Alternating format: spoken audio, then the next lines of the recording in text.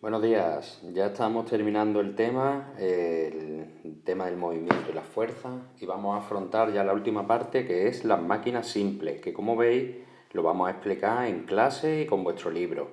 Tenéis que iros a las páginas finales del tema donde habla de las máquinas simples, si queréis seguirlo con vuestra libreta, vamos, libro y libreta, y como siempre, y copiando las explicaciones. Pues fijaros, ya vimos el vídeo de las máquinas simples y ahora vamos a ver los ejemplos y cómo se traduce esto en cuentas, ¿no?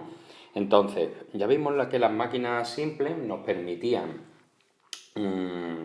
minimizar el esfuerzo que tenía que hacer yo, pues, para, yo qué sé, mover un objeto, subirlo, en fin. Y para ello había tres tipos de máquinas simples.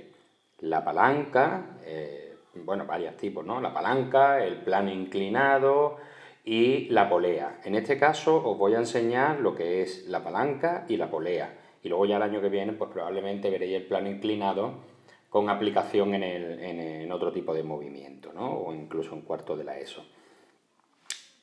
¿Qué factores tenemos que tener en cuenta cuando identificamos de forma numérica y en problemas a aspectos de las máquinas simples? Bien, entonces lo primero que tenemos que tener en cuenta es que existe lo que se llama la fuerza motor. Esta fuerza motor se representa por Fm y significa que es la fuerza que es capaz de suministrar la máquina, es decir, lo que yo soy capaz de aplicar con la máquina. Y la fuerza resistente, que es aquello que yo quiero vencer, es decir, el objeto que yo quiero mover, la fuerza que quiero vencer. ¿De acuerdo? De tal forma que el cociente entre la fuerza que yo quiero vencer y la fuerza que yo soy capaz de aplicar con el motor se llama el factor multiplicador o la ventaja mecánica. Y esto es lo que se representa aquí.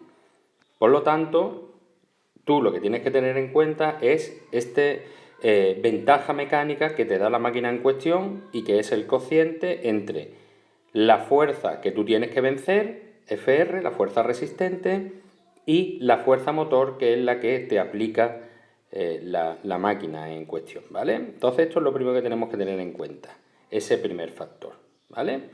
Muy bien, vamos a pasar a ver algunas máquinas simples. Como decíamos, vamos a ver esto ya de forma práctica en lo que hemos dicho, en la polea y en la palanca. Bien, vamos a empezar por la palanca. Pues la palanca, como dijimos, ¿no? Es una barra rígida, ya sabéis, tipo balancín. Y bueno, ahora os pondré los dibujos, pero bueno, esta es la típica, ¿no? Una polea, un balancín, ¿no? Donde hay, pues, en este caso, una fuerza motor, y aquí a lo mejor, pues tienes que superar una fuerza resistente. Y entonces esto se llama el fulcro, ¿no? El lugar donde se apoya. Bien, pues aquí entran dos factores más, además. Es decir, ya no solamente interviene lo que es la fuerza motor y la fuerza resistente, sino que además interviene la distancia que hay desde el punto de aplicación de la fuerza hasta el fulcro. Este es un ejemplo muy sencillo, digamos que está en la mitad, entonces este trocito de aquí se llamaría IM, que es el brazo motor, es decir, la distancia que hay desde el punto de aplicación de la fuerza motor hasta el fulcro, hasta la mitad donde se apoye, eso es lo que se llama el brazo motor.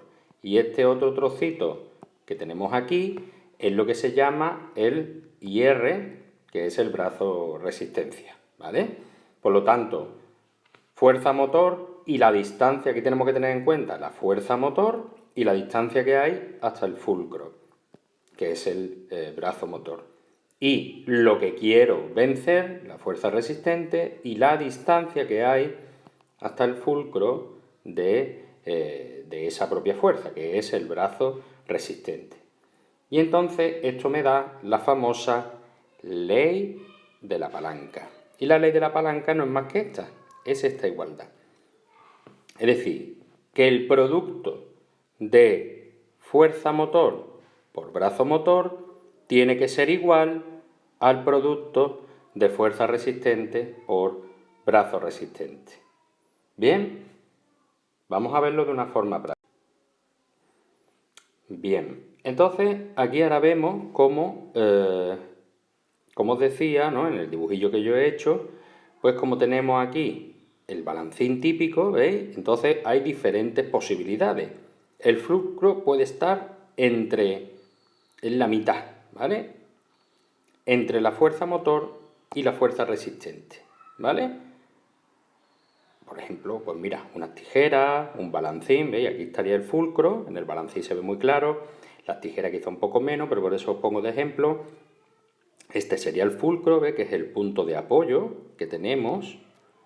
Aquí estaríamos haciendo esa fuerza motor para vencer la resistencia, que es lo que tú quieres cortar. Bien, por lo tanto vemos cómo sigue este esquema. En el segundo género tenemos que el fulcro está en una de las esquinas.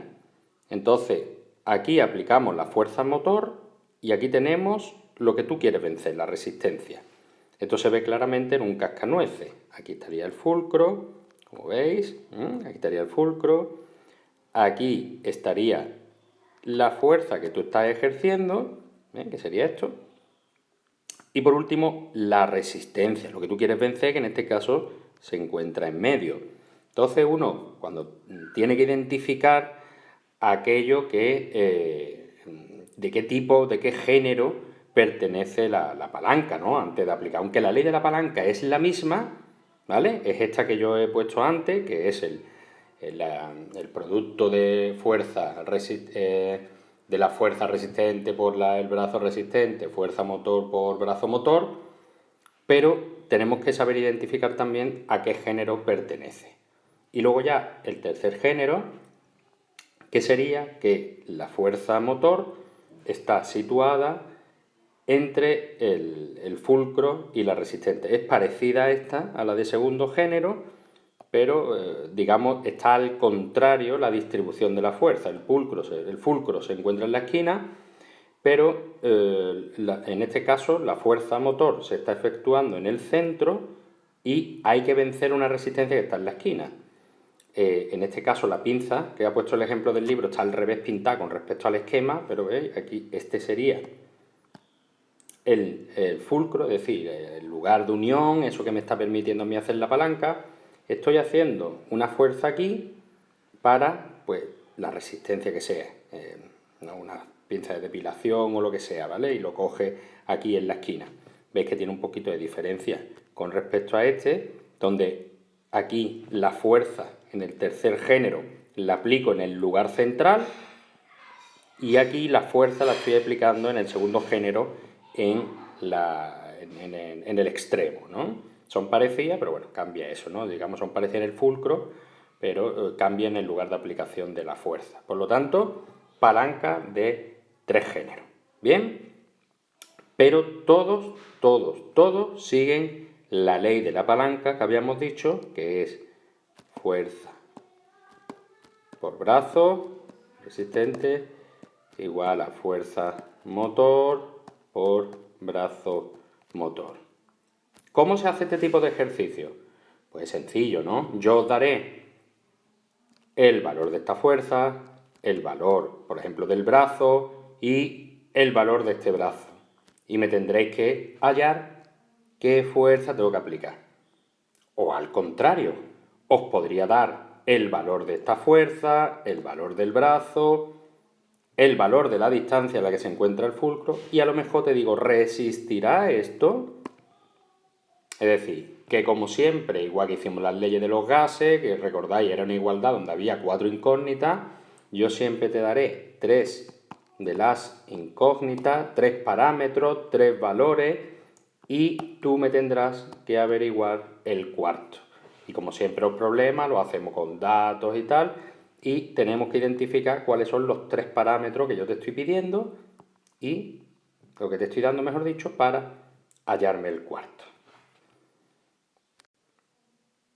Y ya vamos a terminar la explicación con la polea. Bien, la polea pues es una rueda, ya la conocéis, estáis acostumbrados a verla pues, en obras o en tendederos, ¿vale? La polea vale para hacer una subida de pesos, de resistencias aquí, y tiramos desde el otro extremo pasando por esta estructura, que es un circulito, ¿no? Y que tiene como un huequecito en medio así, que es capaz de coger la cuerda y pasa por ella. Entonces tiramos desde un extremo y somos capaces de subir desde el otro. Pues aquí sigue la misma nomenclatura, los parámetros, es decir, fuerza motor es la que yo estoy tirando, la que me proporciona la máquina, y la fuerza resistente es aquello que tengo que vencer. Pues entonces ya esta ley, la ley de la polea, es más sencilla todavía, que es fuerza motor es igual a fuerza resistente, es decir, que con una polea, si tiro de aquí con una fuerza, ejerzo una fuerza igual que la que tengo que subir, pues ya lo subo directamente, ¿vale? No tengo ni que ver distancias ni nada. Y luego podemos minimizar esas fuerzas poniendo una polea más. Cada vez que yo pongo una polea, la fuerza se divide entre 2. Como veis, sencillo. Aquí simplemente en este tipo de problemas daría una fuerza y preguntaría por la otra. ¿De acuerdo? Pero esto tengo que tener claro esto, la fuerza resistente y la fuerza motor. Con una polea tiro y listo, ya soy capaz de subirlo. Y cada vez que pongo una polea adicional, tengo que ejercer la mitad de la fuerza motor que tendría. Bueno, pues vamos a ver estos vídeos y ya os mando los ejercicios.